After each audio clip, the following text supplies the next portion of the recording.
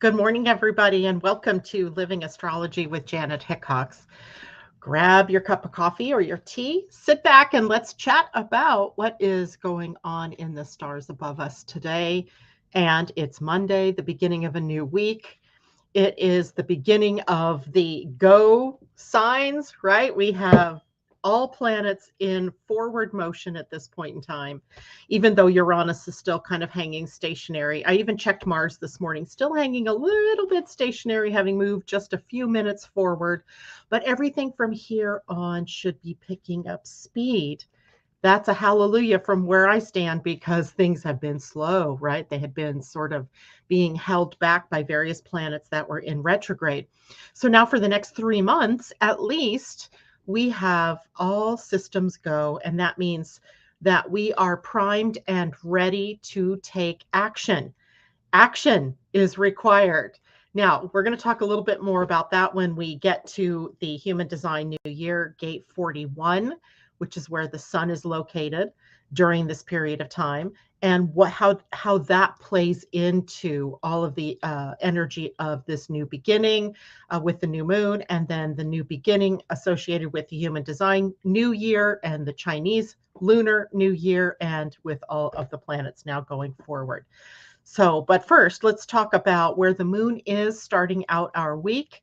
And we'll take a look at what are some of the big news items for the week ahead. And in specific, we're going to take a look at Venus transiting Pisces, as that is probably the biggest action happening this week as far as something new for us. So, good morning to all of you who are coming in. I see Tom. Good morning to you. J-Lo, hello.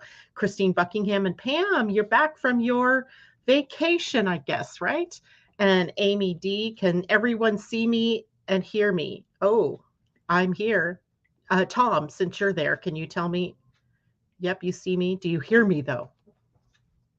Good morning, Kajella. It's good to see you. Uh, I'm assuming everybody can hear and see me. If there's a problem, it might be with your computer system. Um, I don't know what else to say about that. Anyway, so let's start with the moon in Aquarius as it is finishing its transit through there. We have interesting contacts today with that. So for right this moment, or at the time I drew up the chart this morning, the moon was at 28.5 degrees of the sign of Aquarius. Sorry, I'm getting all tangled up in my microphone here. So we're coming to the end of the transit of the moon in Aquarius, which of course gave us that new energy of reinvention and reimagination. And now we have the moon in void, which means that it's not making any new connections until 9:37 a.m. this morning Pacific time. That'll be 12:37 p.m. for those of you on the East Coast. So that is when the moon will move out of Aquarius and into Pisces. Now, I know we've become very familiar with Aquarius because we've had Saturn in Aquarius, we had Jupiter in Aquarius. Of course, we had that, it started with that monumental connection between between Jupiter and Saturn in Aquarius. And we've talked about it a lot because of Pluto's getting ready to move into Aquarius. But now we need to become very familiar with Piscean energy, as Saturn is going to be moving into Pisces when we get to March 7th. And he will be there for about 2.5 years. He hasn't been there since the mid 90s. So it's something, we have to really go back into our memories to remember what was going on with Saturn in our lives nearly 30 years ago. So what we want to be able to do is understand what is Piscean energy and how does it work in our lives? Well, right now we have the moon getting ready to move there. So it's a good opportunity to review a bit about what Pisces is all about. So Pisces, as the last sign of the zodiac, sort of includes the coming together, if you will, of everything conscious and unconscious. So we have both the unconscious and the conscious mind represented here in the experiences in Piscean energy. So we have imagination, right? The imagination is akin to fantasy. It is akin to our ability to dream. So our dreaming or dreaminess, right? There's sometimes that quality of dreaminess that comes up. And it can also be a contributing factor to feeling lost, to not feeling clear about where you want to go or what you want to do or who you want to do that with. So, being aware of that lost feeling, it is not so much about you're not technically lost, right? There's no technical lostness at all. It's just a feeling that we can get sometimes, and that can lead us into overwhelm. And it seems funny, right? Lost kind of, feels sort of like emptiness, not there, kind of, wandering around. But it can create a sense of overwhelm in our lives as we're trying to gain traction on an idea or we're trying to gain traction on a direction, and we can't do it. And then, of course, life right now is so bizarre. Weird things happening, people leaving the planet in droves. It makes you think about, like, what do they know that we don't know? And it can sometimes lead us to feel like life is surreal, right? There's this surreal feeling that can come up with Piscean energy. Now, because the moon holds rulership over a fellow water sign, the moon is not uncomfortable here in the sign of Pisces. She's very comfortable here, but she tends to be a little bit more sensitive here to input from other people or from things that are happening. So there's a heightened sense of sensitivity with the moon going through the sign of Pisces. And then you're adding Neptune energies to this, as well, as Neptune is the more modern ruler of Pisces. And then we start to see boundaries dissolving, right? There's this, we're sensitive to things feel like they're falling apart or they're not holding to their stability, or there's like a feeling that things aren't secure. And there is also this feeling that the boundaries are dissolving between realms, right? Between living and dead, between source and earth, between earth and other planets, space, all of these kinds of things that where we have very definite boundaries. In other signs, in Pisces, we kind of lose those boundaries, or they dissolve is probably a better word. So they're kind of misty and easily crossed, right? We can easily cross boundaries. Now, as far as sensitivity goes, Pisces is a very sensitive sign psychically as well as emotionally. So we can have this heightened sense of sensitivity where we are very aware psychically of what's happening. We might even have more profound dreams that might have a psychic sort of correlation to them. But we're also heightened emotionally. And here's where some trouble can brew, because we're not quite adept yet at what to do with emotional energy. So we can end up doing things, saying things that are emotionally reactive versus emotionally responsive. So we will have trigger points, in other words, during the moon in Pisces over these next couple of days that might trigger us in a couple of different ways. Triggers don't have to be bad, right? It doesn't have to trigger you to become, a crazy boundaryless person. It can trigger compassion, right? It can trigger your imagination. It can trigger a heightened sensitivity to with a future of what direction to take or what to move toward. So it's not all bad when I say triggers. Triggers are often just those things that happen that propel us forward in some way, or they can propel us backwards as well. But in the grand scheme of things, triggers are really the catalyzing things that cause us to evolve. That's probably the better way to look at it. And then when we're looking at Piscean energy, we are very connected to divine guidance here and mysticism. So the whole idea of metaphysics, of the unseen realm, of the spiritual realm, you could say, and how we are connected to our guides, our angels, to our relatives that have passed over, to just all of the different higher spiritual qualities out there. And it can trigger also within each of us the need to seek the seeking energy, right? Of being the seeker, not necessarily the finder. There's nothing here that says you're going to find all the answers that you seek, but being a seeker is a part of our human experience, and it is very prevalent in the sign of Pisces. And in terms of divine connection, I think that's the thing that we're after when we get to Piscean energy, where we really want to feel that connection to spirit or God or source or goddess, and embody those divine energies. So we're really looking for connection in that way, the divine connection. Now, like in every sign, and we're going to dive more into Piscean energy as time goes on. We're going to take a look at some of the deeper issues that can come up in Neptune territory. But you know what? Jupiter is also a co-ruler of Pisces. He is actually the more traditional ruler of the sign. Before there was a Neptune in the pantheon, then it was Jupiter that ruled Pisces. So we can also see that there's this potential for some great optimism, for some great growth in terms of our spirituality, our higher selves, connection to our higher selves from our physical being, sort of the blending of the two.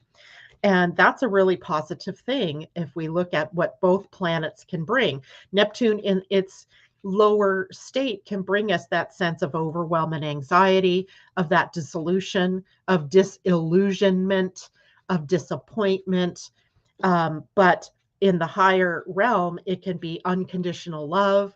It can be all the things, the juicy feelings of love and compassion that we can muster in our human selves. Now, with Jupiter energy, of course, we have that optimism, we have that growth orientation, we have that rising in our consciousness. But in the lower expression, we can experience too far too fast, right? Or we can take on too much. We can become overwhelmed by the need to connect, that we lose the connection with our physical realm, right? And that's not a good thing either, since we're obviously in the 3D physical realm. And this is where it is that we need to have our feet on the ground in order to do things in our lives. To evolve, we have to have the feet on the ground. Interesting that Pisces in the body rules the feet, the interface, the grounding, right, between the physical body and the earth. And having to have that anchor as well in order to connect to the higher energies of spirit. Being grounded, big deal, right? It is a big deal. I mean, now we have to watch out for a few other things with Piscean energy. Victimhood, the first one that just is always on the top of my list with Pisces energy, the tendency to go into victim mode, to feel like a victim or that you're being victimized. And that is never the truth, right? You are never a victim. Everything in our world relates to choices and consequences. Now, that's not to say that if somebody harms you in some way, that you're that you're supposed to accept that as something that you deserved or something that you created. But it does mean that your response to what happens to you is in your realm, and it is in your responsibility. And you can either react from the victim standpoint, or you can react from a more empowered person. You can respond versus react. There's the helpless, hapless kind of thing that can happen in the shadow of Piscean energy. Anxiety. Now, anxiety often is hard to pinpoint in Piscean energy. Is it because I've been too much in my head, too much in my mind? Or is it because there's so much going on in the world that I'm tapped into? Is it from my psychic sensitivity or from my emotional sensitivity? Am I picking up other people's vibes and that's what's overwhelming me or causing anxiety? So if you're feeling anxiety, there's a lot of different places we can check in your human design chart for sure. Check for sure the ajna. Am I thinking too much? Am I caught up in thinking, swirling around in my mind too much? Because that swirl in your mind is sometimes just going to create more and more anxiety. It could be in the emotional center.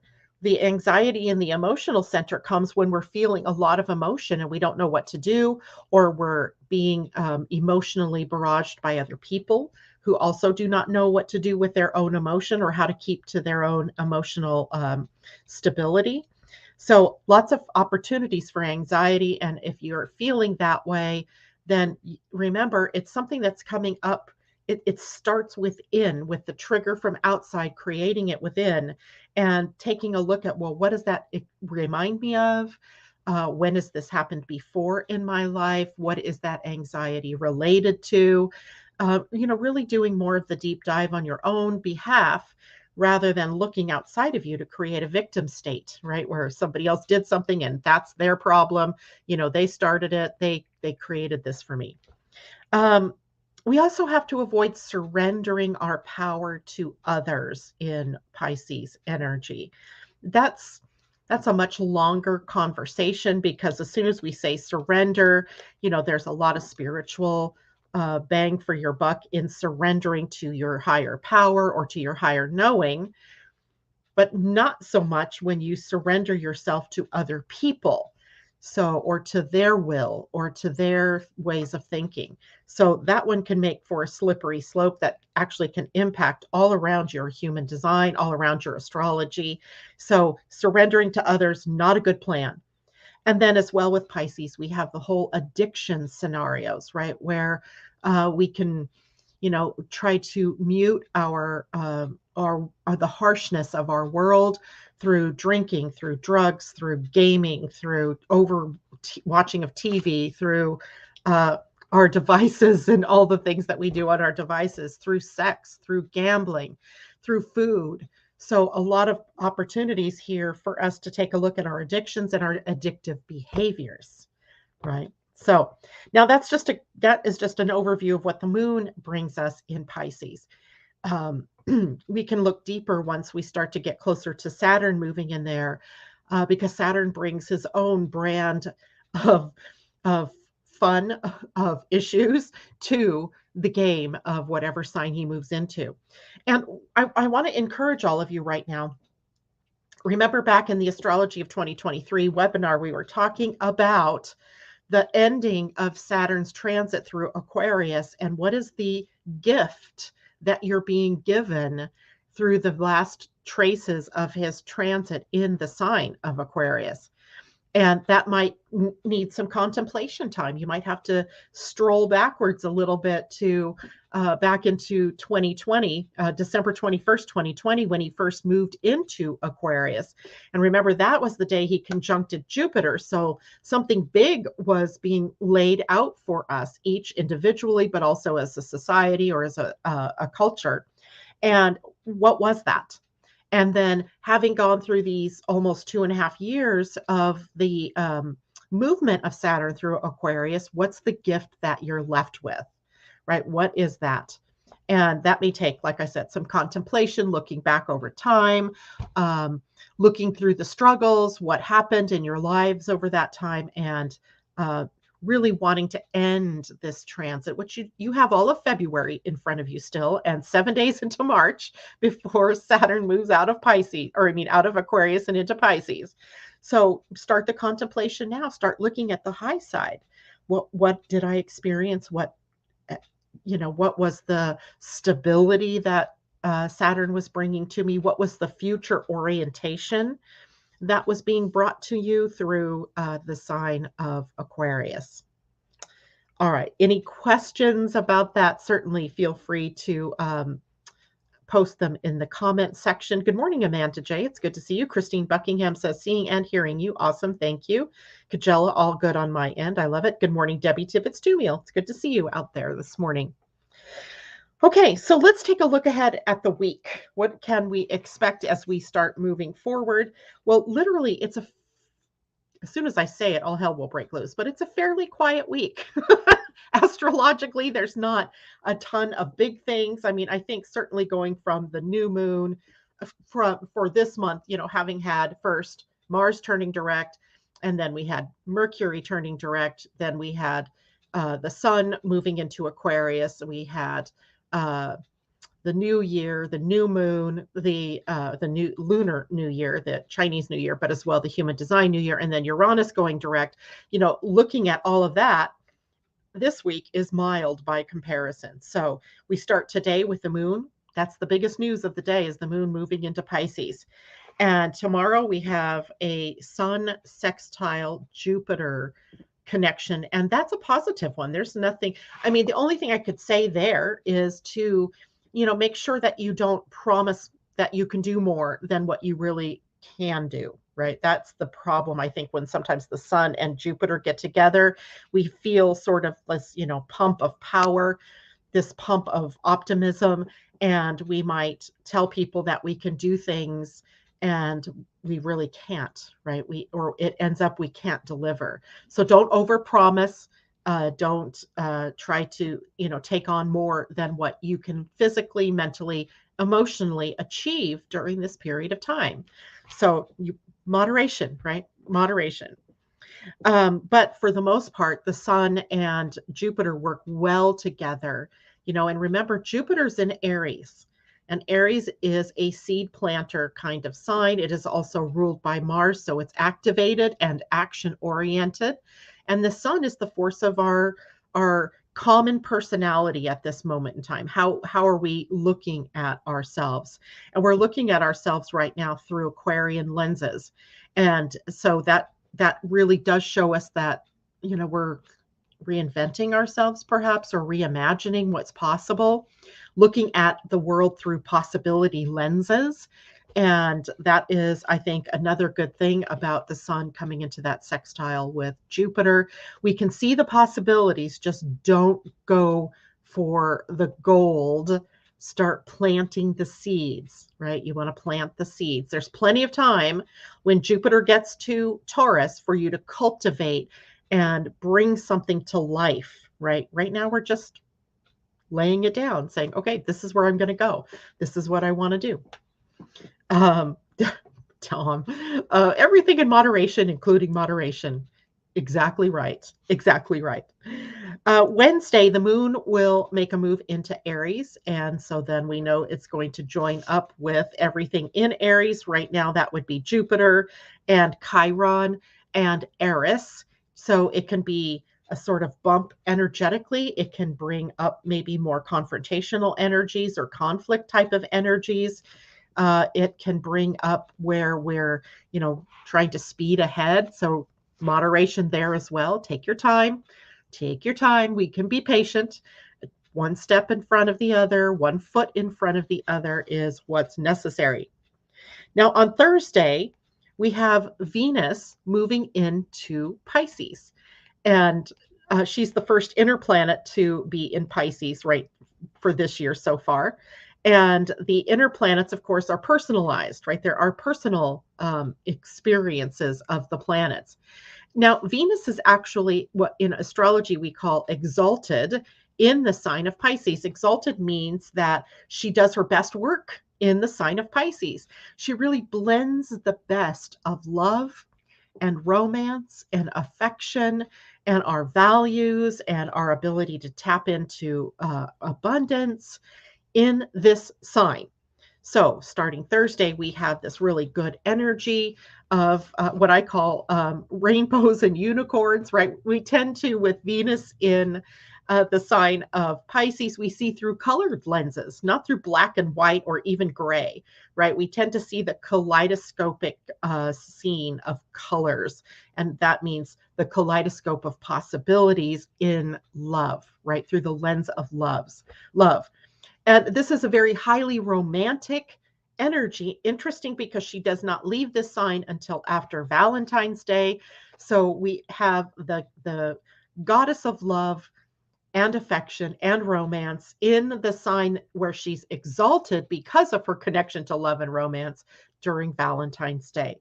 That makes, just looking ahead, makes for a very romantic potential for that day.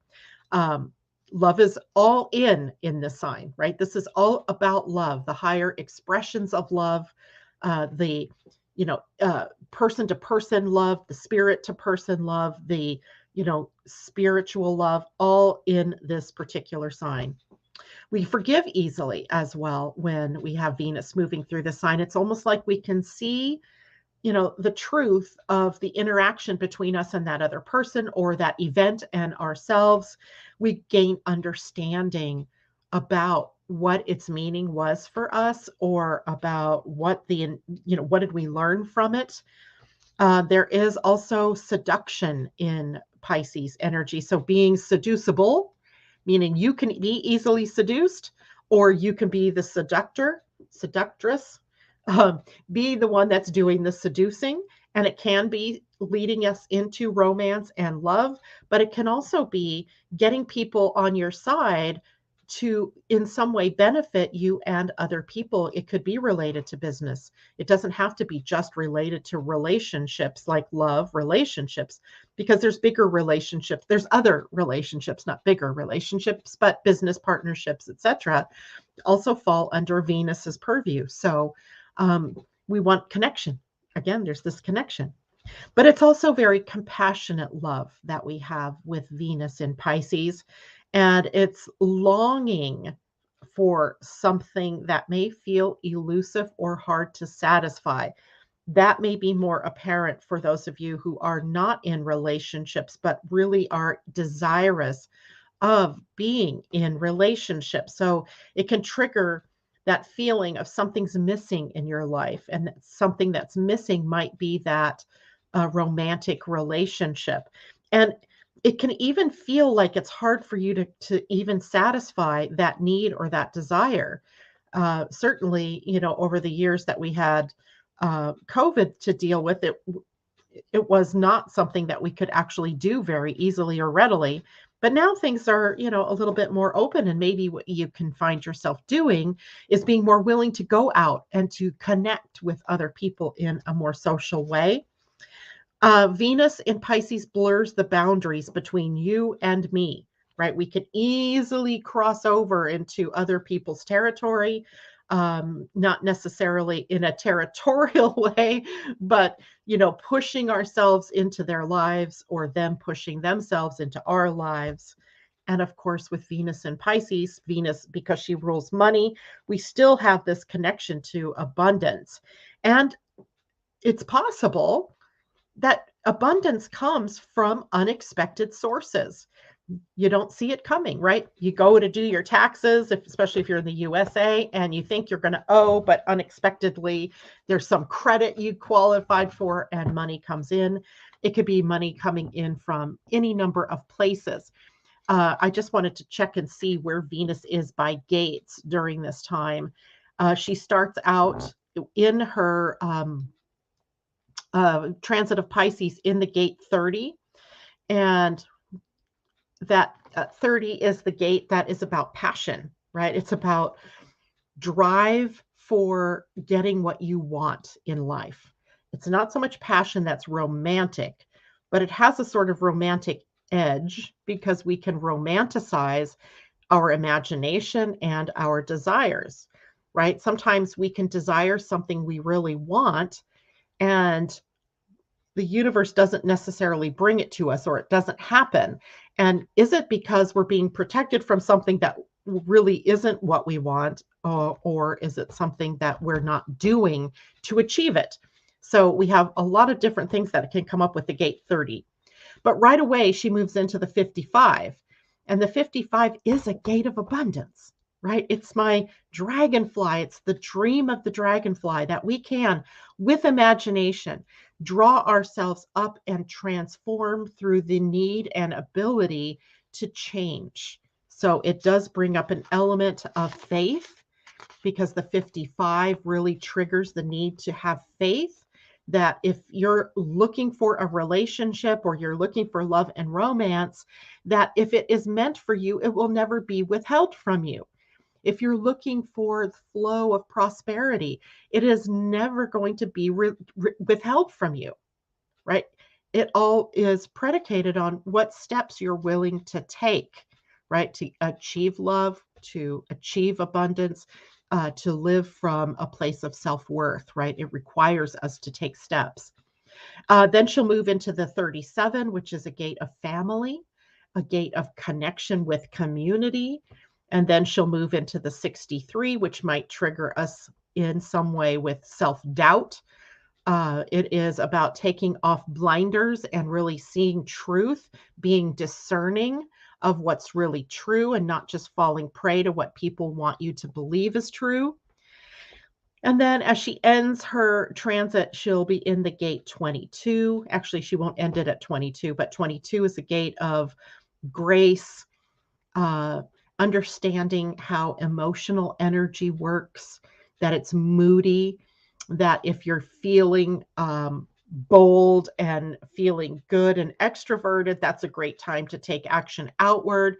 But if you're feeling more shy or retiring or introverted, that's a time to not take action necessarily on the outer world, but to stay close to the inner world. And then she actually ends her transit in the gate 36, where Neptune is, and Neptune and she at the gate that will, provide us with a Neptune Venus conjunction at the gate of turmoil. So change is necessary with the gate 36, and we're needing to make some very big spiritual changes, and those two are going to combine their energies for that. And some of that may end up being about boundaries. Again, where do I end and you begin? Where do you end and I begin? So fun stuff coming up for that as well. Any questions, comments? How is everybody out there? How did your new moons go? How was Uranus turning direct in your lives? How was the Lunar New Year? Year of the Rabbit. Is that bringing you wealth already? Is it bringing you good stuff? Is it bringing you love? I want to hear from you guys. You're awfully quiet out there. And I want to know more. I want to know more. We actually, in our family, had a death over the weekend, and it's not someone in my line. It's more, a in-law line. But it was still kind of shocking.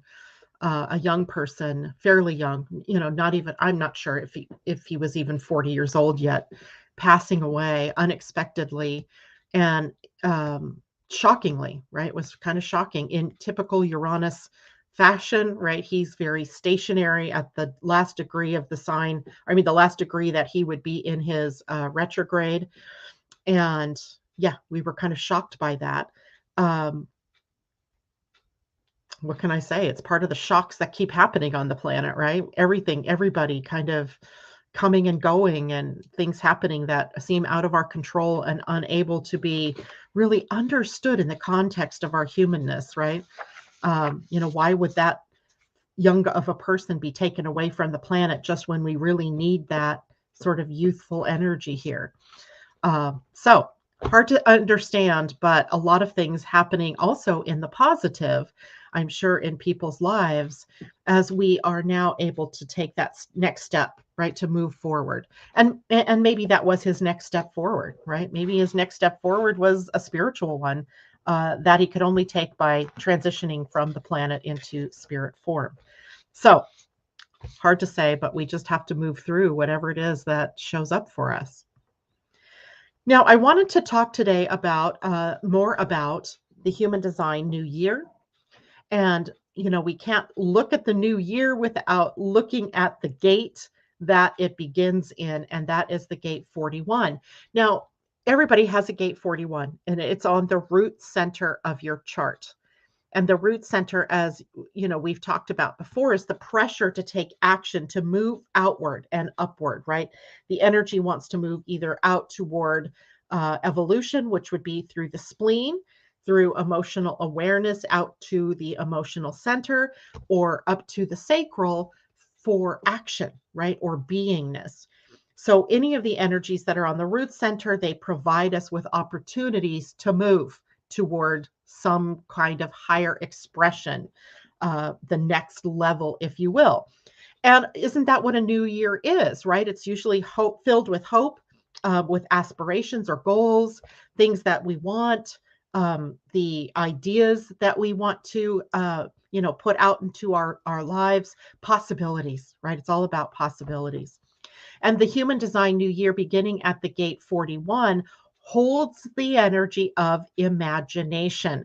As we kind of talked about on Friday with Pia and Cullen, nothing happens in the outer world that hasn't first begun with imagination, with the creative mind, right? If we can't visualize it, if we can't imagine it, then we can't make it true. We can't make it, we can't birth it into the real world. It's almost like the dream state needs to have some concrete feet. It has to have some legs to become real. I was watching this show last night on Netflix. It was called Oppie, and there's probably some other words to it, but Oppie was the main thing.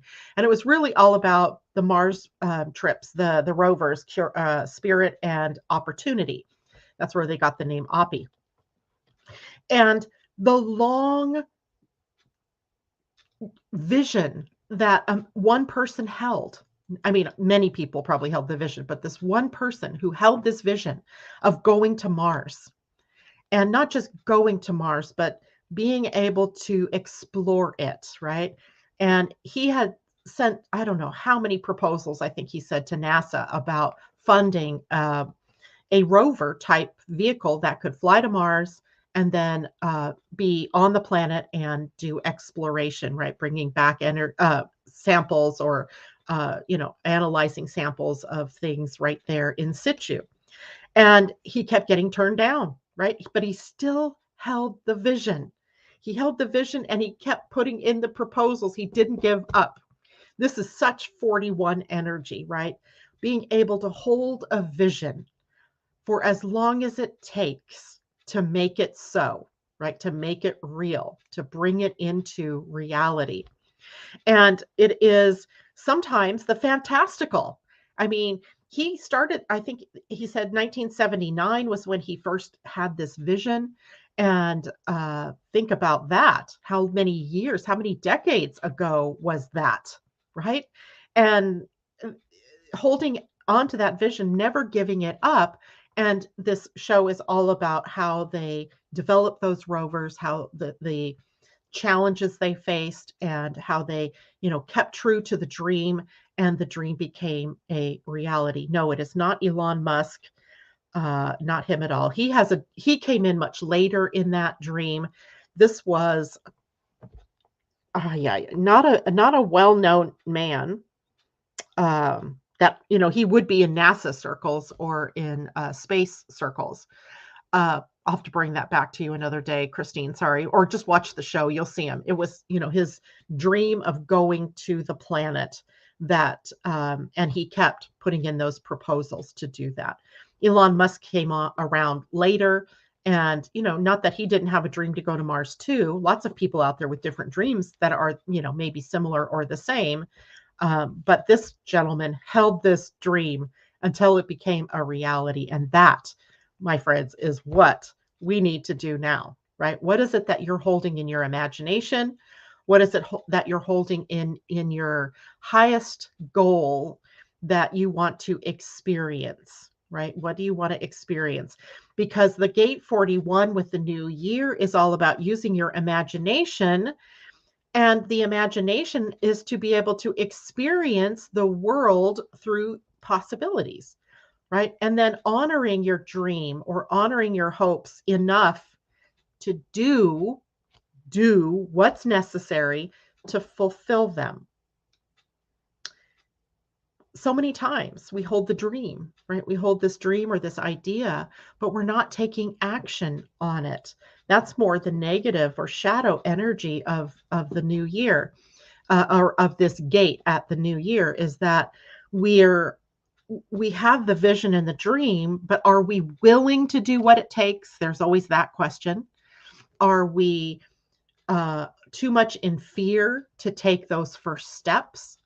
Are we overwhelmed by the vision and we don't know how to proceed? Many different things that come up. But this is a time for big vision. This is a time for us to dream of that brighter future in whatever way that makes sense for you. And I think I also mentioned on Friday that even though it's the beginning of the new year, we have this crossover time. This is called the dream time, perhaps, where we can take and really tap into our imagination. I think worse than not taking actions on the dream is to not have the dream, to not know what I want. I had a conversation with a client on Friday about this very thing, about not knowing what she wanted. And I said, well, maybe sometimes it's easier to see what you want by the things that you know that you don't want. For example, if you don't want to be poor, then you must want in some way to be in prosperity or to have abundance. So that gives us a start, right? A way to be able to tap into. If you're having trouble with what do I want, we'll take a look at what it is in your life that you're dissatisfied with at the moment.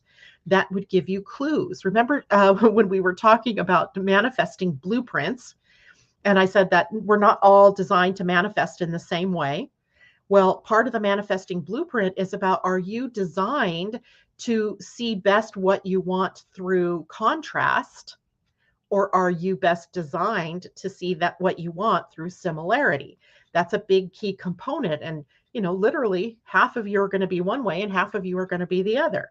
So if you're seeing something out in the world that you really love, that you would really like to be, or who you would like to be, or what you would like to have, you're likely a similarity person. And it's easier for you to resonate. Well, what am I passionate about? Or what do I love? Or what do I want? What's in my imagination? The other half of you are more contrast oriented. And so it's easier maybe for you to see through what you don't want, which does not make you negative, by the way. It just means that your brain works a different way, or your soul sees things differently. It sees better what it wants because it knows what it doesn't want. Okay. So think about that if you're having trouble, but you have to have the dream. You have to have something that you're wanting to create. And when you do, you've got this time period between now and February 2nd, I believe it is, that is in the dream time, the picturing in your mind, the allowing yourself to just, scribble out a picture of what it is that you want in your life. And then the action starts, right? You can't have what you want if you're not willing to take the action. So in the shadow of the 41, the shadow energy is about never taking the steps, never taking action toward your dreams or your goals or your aspirations, right? We start the new year with resolutions, right? We might say, this year I want to lose 20 pounds. And if you never stop eating all of the bad food, do you think you're going to get there? I suppose you could if you decided instead I was going to exercise madly, but that's an action step, right? That would be an action step. So reminding yourself that if you have a dream, if you have something that you've imagined that you've wanted all your life, that you will not get there if you don't take it out of just imagination and take action. It has to be brought into the physical world. You live on a physical world, right? You live in a third dimensional world that requires action on your part to move forward, to do anything, right? So Richard Rudd, I think, says this best in the Gene Keys. He says, holding the key to your dreams in your hand, but never turning the lock. That would be the feeling of the shadow of, in his case, the shadow here of in the Gene Keys is fantasy, where it all just stays up here as a, mad dream kind of thing, a fantastical creation, but that never grows legs and takes any kind of step forward in the real world. Now, there's another problem that can develop, another shadow energy, if you will, that can develop in the 41. And that is when we have a tendency to fixate on the worst case scenarios, right? For example, we have this dream, maybe you want to buy a house, right? And you end up fixating on the cost. You end up fixating on where would I live? What do I, all of the things that might stop you from taking action, like, your head telling you, well, this isn't a good time to buy property, or this isn't a good time to buy a house. This isn't, blah, blah, blah. No one's going to buy my house, right? There's that too. I have had clients recently who, have had their houses on the market for 40 days and they're panic stricken because it's not moving. And that may be what you see out there, but that shouldn't be a reason for you to not hold to your dream, right? That gentleman who had the dream to get rovers onto Mars didn't give up. Now, I'm not saying it's going to take 40 years if you want a dream to come true. Um, that think about the size of the dream to what it is that would need action wise to be taken. So, you have to compare apples to apples, not apples to oranges. That just doesn't work. So try to stay away from fixating on all the things that you don't want to happen, or all of the things that are happening that are taking you away from what it is you want. And instead, focus on what you desire, right? Focus on what you desire. And when we're able to do that, the highest and best that can happen with this is that miracles happen, right? Miracles happen when we're able to link the imagination and right action, right? When we are willing to take the steps. And to remind yourself at all times, there is never going to be a time where the source or God or any other outside source is going to withhold something from you. If it's meant for you, you will have it. If it's something you want, something that you are passionate about, that's a clue that you can have it, or else you wouldn't have the desire, right? It wouldn't be in your inner makeup. It wouldn't be a part of who you are to want something if it wasn't able to be yours, right? So if you can dream it, you can have it. You just have to keep the dream alive while taking action to get to where you want to go. This is also a time for breaking old patterns and old limiting beliefs, old thinking patterns, using your imagination and creative thinking instead of, getting drawn into old limiting beliefs.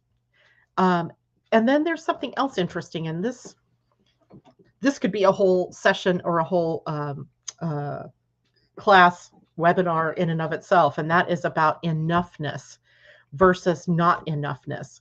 The 41 and all the way over to the other side, which is where the 30 is, can hold this energy of not enoughness. And it can spill out into our lives through overeating, over drinking, overworking, all of the things that we can do because we have a sense that we're not enough, that we haven't done enough, that we aren't being enough. So we want to watch out for that enoughness versus not enoughness. That's going to be a theme throughout 2023, as especially with Saturn moving into Pisces, right? That's a distinctly Piscean energy. The 30 and the 55 are both Piscean energies. And Aquarius Pisces for 30 and definitely Pisces for 55. So we're working sometimes against ourselves instead of for ourselves. So I think the new year gives us this opportunity to look at places maybe where we haven't been our own best friend, where we've, second guessed ourselves, or where we've given up and not kept hold of that dream. Where we've maybe had a self-worth issue and not felt worthy of having or being able to achieve what it is that we really want. Yikes, right? So that's why I think we get this couple of weeks reprieve between having to take that action and the dream, because we might have to look at different things that might trip us up. There's no problem in finding the dream, right? Once we get to that dream, but what is it that we have, that what old patterns or belief systems are we holding on to that might trip us up or stop us from getting to that dream, to bringing it into reality, right? So, and that can be different based on everybody's, difference of a human design chart or astrology, right? These different things that you have. What are your Achilles heels? What are your wounds, right? What are your spiritual challenges? Those are all seen through your human design or through your astrology, or both. yet they're there. And unless you are willing to recognize them and, at least give voice to them and understand that this might be the key to unlocking my dream, is because I'm going to trip myself up through some form of self-sabotage. Maybe this is the year that you can really get through all of that, right? And get to the next steps. And as we move into the second week of the human design year, we get to the gate 19. I don't want to go too far into the 19 because I want you to live in the moment of the 41. The 19 doesn't come into play until the 28th. And it's a gate that takes us on a trip into the future, right? Looking through what we would call the templates or the morphogenetic fields or the invisible ley lines, if you will, to take a look at the future. What lies in the future? What are the trends? What are the things that people are going to be looking for? And that's something we are all capable of doing. It's kind of just tapping in psychically, if you will, being sensitive to what are you seeing building around you? What are you sensing is a direction that might really support you in your next steps. So that's the 19, and then after that we are able to start really taking some action and moving forward. But we have to do some things first, and it's really a part of self-care as well, right? Taking care of oneself, looking at your issues for yourself, looking at what you want for yourself. So you can do that through journaling. Some people do mind maps at this time of the year for that. Some people just make lists of ideas and work from that. But unless you start to take yourself through that process, you're not going to know, right? You're not going to really know. So being enough isn't a part of being deserving. It isn't. You are enough. You deserve everything you want. That has nothing to do with what you do. It is everything to do with who you are, right? Who you be in the world. Now, the interesting thing is where the earth is in all of this. Now, this has always kind of tripped me up because I couldn't understand how the 41 would be linked with the 31. The 41 being very imagination oriented and dreaminess and dream oriented, and the 31 being about leadership, right? It's about leading and being a leader and taking, a sort of on the mantle of leadership. But if you start to look at the leadership energy as you becoming the leader in your own life, it makes sense, right? Then it starts to make sense. And that was the thing I was missing, is like, well, I'm thinking of leaders like, presidents of companies, presidents of countries, that kind of leadership. And that's one kind of leadership, definitely, right? The people that we elect to represent us, that is a form of, leadership for them. But for all of us, it is about our own recognition that we're our own leaders in our lives. Nobody else can lead you out of the dark and into the light. That is your own, when I do a reading for you, I can show you the signposts, but I can't put a leash on you and drag you into your best life. You have to do that, right? And I wouldn't suggest dragging yourself. I would just say being open to just moving forward into your best life. That is your job, for example, right? That is your leadership position, is to be your own leader here. In the unbalanced energy of that gate, we might kind of default, right? We just default. We don't show up, right? We don't do what it is that we need to do. And on the other side of the coin is the more arrogant way of behaving, and that is seizing control of what it is that you want, rather than doing the work yourself, commanding others, right? To making others do it for you. So it has a lot to do with being able to see yourself in your genius, see yourself in your own brilliance, and validate that you are worthy, not because of what you've done, not because of what you're going to do, but because of who you are intrinsically at soul level. So That is it for me this morning. Questions? Hi, JLo. She says, I'm ready as I have the 41.3 in my radiance, right? Shine the light. Shine the light there. And Tom says, here we go again, out with the old and in with the new. I think it's just a continuation of the same theme, out with the old, in with the new. And let's see if we can pull a couple of cards to shine some light on that for us. And I kind of feel like maybe we need a angel guide, and I want to find the dragons. There you are. We need an angel and a dragon, right? Angels and dragons. They're very powerful beings in their own right.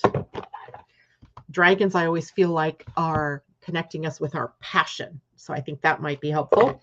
And angels are always guiding us the next steps that we need to take to get to the demonstration of our passions, right? The living out loud. So I'm going to draw an angel card first because I just happened to open that deck first. Oh, hey, you want to flip out. Intuition and downloads. What a beautiful card. We haven't used this deck enough for me to say, oh, we've seen this before. This is intuition and downloads. Isn't that pretty? Kind of looks like a phoenix right there on her chest. So let's see what this card holds for us. And here we go. It says, hearing high-pitched noises, seeing flickers of light, and having the sense that beings are visiting you in your sleep are all signs that you are receiving downloads from heaven. When you draw this card, your angels want you to know that the feelings you are having and the intuitive urges that you have been feeling are divinely inspired. If you feel that you've been having psychic insights into a particular situation and have been wondering if you can trust them, this card is reassuring you that they are indeed correct. This is a time when you are able to see, hear, and feel beyond the human senses. Your intuition is becoming stronger, and you are in touch with angels, guides, and other divine beings who are encouraging your growth and connection to the universe. Here's the extended message. You are a light worker. This means that you have the capacity to bring light to the earth through your presence and purpose. Even though you may feel sensitive and overwhelmed, know that your gifts are stronger now and your psychic muscles are moving. You are being encouraged to look beyond what your physical eyes are showing you. You may want to use what you pick up to plan ahead. If so, it's important to keep your mind and energy focused on the best possible outcome. Be aware of signs and symbols showing up at this time. Your angels are sending you important messages that will help you move forward in your life. Call upon them to help you connect deeply with the spiritual vision that is opening up within you. There we go. Intuition and downloads. Such a wonderful card, such validation of the moon in Pisces today, of the imagination and what we need to do to go forward, and as well, that dream time sort of energy. All right, now let's get a dragon. By the way, that was a deck by Kyle Gray called Angel Guide Oracle. Angel Guide Oracle. All right, and the dragons, of course, are by Diana Cooper. The deck is called Dragon Oracle Cards. She also has a book. Besides the little book that comes with them, she has a book written about dragons, which I own somewhere here too. Kind of when I cleaned up my desk in my office and, tore it all apart, I kind of put things some places that I just don't remember now where I put them, but I'm sure I'll find them when I need them. We have a royal blue and gold dragon. Strengthens you to stand in your power with wisdom. Awaken to your own majesty. Wear your cloak of power and pride. Royal blue and gold dragon. That's a beautiful one, right? Look how pretty. Okay, now let's see. Royal blue and gold dragon. What are you? Let's see. Royal blue and gold dragon is a 5th dimensional dragon. And page 70. All right, so royal blue and gold are the colors of majesty, dignity, and illumined achievement. Royal blue and gold dragons carry these qualities and prompt us to stand in our magnificence and true power. These fifth dimensional dragons come to us when they see royal blue. It's funny, I'm wearing royal blue and gold in our aura, indicating that we hold wisdom with power in perfect balance, which has been earned from our connections with the golden era of Atlantis. We may have been incarnate or in spirit at that time, but we were living or serving on a higher path. The dragons will swirl around us, reminding us who we truly are and breathing light into our energy fields to reawaken our ancient gifts and talents so that we can utilize them once more in service. They will re-energize our cloak of power and wisdom so that we can wear it with pride. I love it. Here's your guidance. A royal blue and gold dragon is lighting up the gifts and talents you carry in your aura. It is breathing courage, support, and dignity into you so that you can wear your cloak of power and wisdom with pride. Most important of all, it is awakening you to who you truly are. It is enabling you to radiate your special light. This dragon is always with you. It holds your sword of truth, so Archangel Michael can enable you to speak and act with truth and honor at all times. It roars at those who try to diminish you and befriends those who empower you. You have all the support you need to teach divine majesty by example. Here we go. Sounds pretty good too. Royal blue and gold dragon. I love it. All right. Just a reminder, today's Desire to Inspire broadcast on forgiveness will be postponed until next week because of the death in our family. And Jennifer, Heather, and I will be with you on Monday, the 30th at 4 p.m. to work through forgiveness. Sounds like a worthy thing for us to do next week. Take care, everybody. It's good to see you. Oh, don't forget, this is your last full week to order your Astrology of 2023 reading if you want to do that. For anybody who might have tried to schedule that, there was a problem in the calendar. It has since been fixed, and hopefully everybody can get their reading in. You have until the 31st to buy that. All right. Thank you so much. Take care. Bye.